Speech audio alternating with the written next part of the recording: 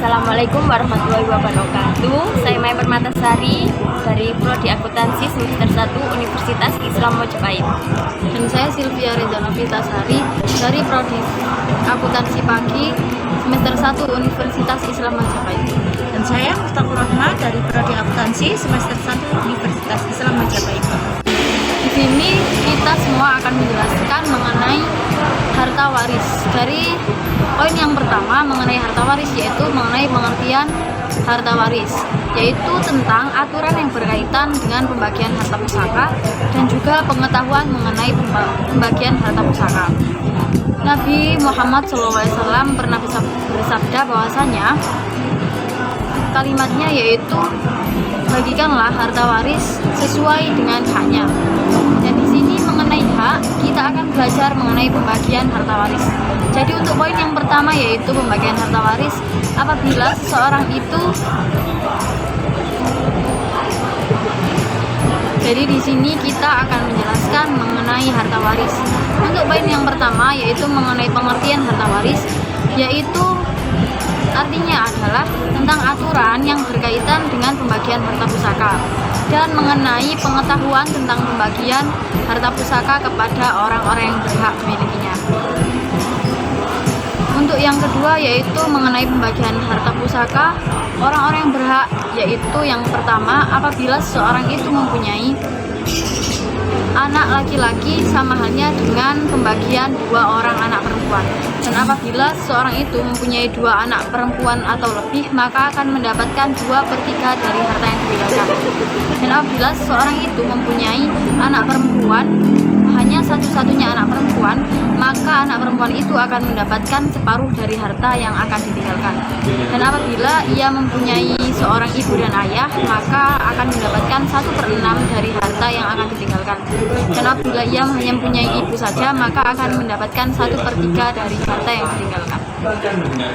Dan mengenai hukum waris, bahwasanya pada saat jenazah itu sudah mulai dikuburkan atau selesai dikuburkan, maka keluarga akan mempunyai kewajiban sebagai berikut.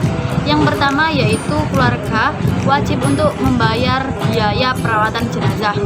Yang kedua yaitu membayar zakat apabila jenazah tersebut semasa hidup mempunyai hutang zakat. Dan yang ketiga yaitu mengenai hutang-hutang. Apabila jenazah tersebut semasa hidup mempunyai hutang-hutang yang mungkin lupa membayar atau belum sempat untuk membayarnya, maka keluarga tersebut mempunyai kewajiban untuk membayar hutang-hutang tersebut. Dan yang keempat yaitu membayar wasiat apabila seorang tersebut semasa hidup mempunyai wasiat atau bisa disebut bahwa permintaan terakhir sebelum jenazah tersebut meninggal. Dan sisa dari biaya tersebut akan dibagikan kepada anak-anak atau seseorang yang mempunyai kewajiban sebagai hukum waris. Yang ketiga, sebab waris perkawinan yang terjadi dengan akad yang sah meskipun belum terjadi persetujuan antara pasangan suami istri, namun dengan adanya ikatan perkawinan yang sah, maka keduanya bisa saling mewarisi satu sama lain. Yang kedua, nasab atau kekerabatan. Orang yang mendapatkan warisan dengan nasab adalah kedua orang tua atau orang-orang yang merupakan turunan. Yang ketiga, wali atau perwalian. Perwalian adalah pengawasan yang terhadap anak yang di bawah umur yang tidak beberapa di bawah kekuasaan orang tua serta pengurus pewarisan anak tersebut sebagaimana diatur oleh undang-undang. Keempat, ada pembagian harta pusaka. Pembagian harta pusaka dibagi menjadi 2. Yang pertama, pusaka yang disebabkan perkawinan, dan yang kedua, pusaka yang disebabkan oleh kekerabatan. Pusaka yang disebabkan oleh perkawinan dibagi menjadi 2, yaitu pusaka istri dan pusaka suami. Dalam pusaka istri mendapat bagian harta peninggalan sebanyak 1/4 bagian dan 1/8 bagian dari harta tersebut. Dan yang kedua, pusaka suami. Dalam pusaka suami mendapatkan bagian peninggalan istri sebanyak separuh bagian dan 1/4 pembagian. Pusaka yang disebabkan kekerabatan dibagi menjadi dua, yaitu pusaka anak dan cucu. Pusaka anak ada anak perempuan sulbia dan anak laki-laki. Anak perempuan sulbia adalah anak perempuan yang dilahirkan secara langsung dari orang yang meninggal, baik yang meninggal itu ibunya maupun ayahnya. Dan yang kedua, pusaka cucu. Ada cucu perempuan pancar laki-laki dan cucu laki-laki pancar laki-laki. Yang kedua ada leluhur mayit atau usulul mayit. Usulul mayit dibagi menjadi 4. Yang pertama pusaka ibu, yang kedua pusaka nenek sodiha, yang ketiga pusaka ayah, dan yang terakhir pusaka kakek.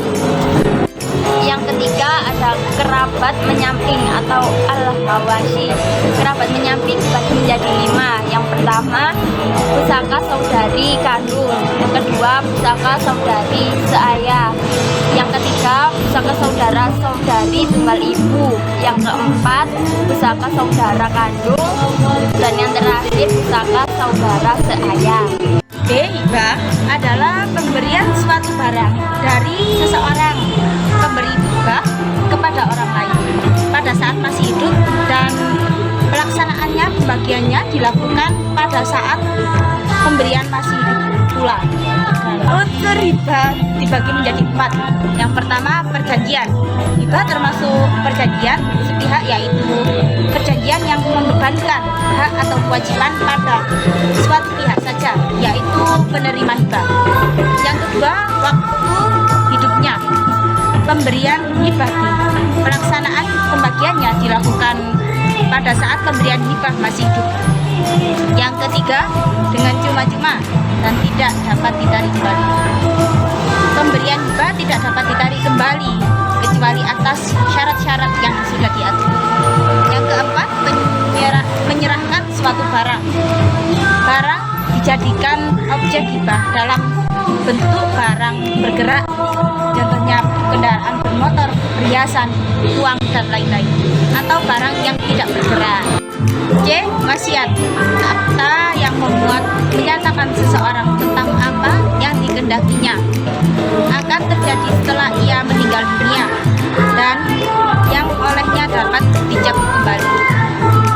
Wasiat ada 2 jenis. Yang pertama, wasiat pengangkatan waris. Pemberian wasiat memberikan harta, kekayaan dalam bentuk bagian, seluruhnya, setengah, dan sepertiga. Yang kedua, hibah wasiat. Pemberian wasiat memberikan beberapa barangnya secara spesifik dari sesuatu jenis tertentu pada pihak tertentu. Yang terakhir yaitu wasiat.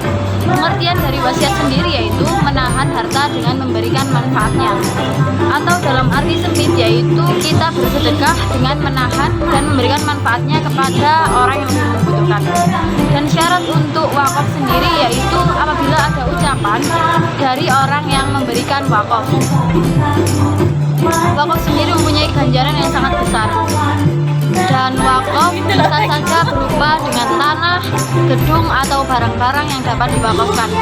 Dan untuk lebih aman lagi, kita lebih baik memberikan wakaf kepada lembaga.